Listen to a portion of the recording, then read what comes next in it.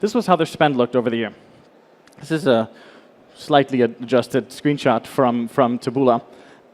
They started relatively slow, a couple of grand a day, quickly got to 15 grand a day, and kept that scale while they resupplied inventory and set themselves up for scaling.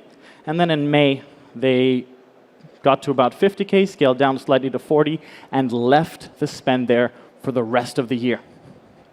The best part of this is we did what we always do. We focused on ads and landing pages. And once we had cracked the ads and landing pages, we started iterating offer pages.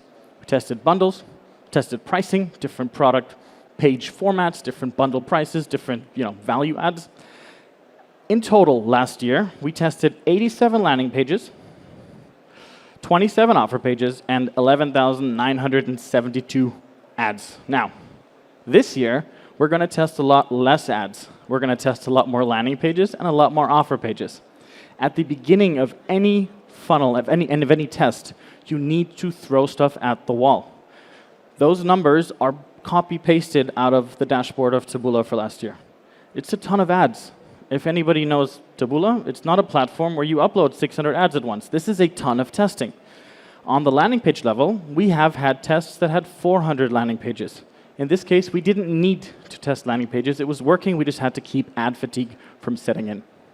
The results of this, 5.6 billion viewable impressions, 30 million clicks, 260,000 last click conversions in our tracker, which meant that every purchase that we were seeing on a last click basis in volume, we were able to track a total of 4 purchases, which meant there were 700, approximately 50,000 purchases that on a first click basis were being generated on Taboola, or native, but predominantly Taboola in this case, instead of 260 on a last click basis.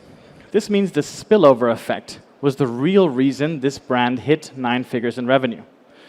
And I've been saying this for a while. It's just very rare you get a case where a brand is so small that the spillover effect is so visible, right? If you go to a HelloFresh and you start running native, even if you do $1 million a month, the spillover is still a small piece of the total bucket of revenue. In this case, it was the majority of it.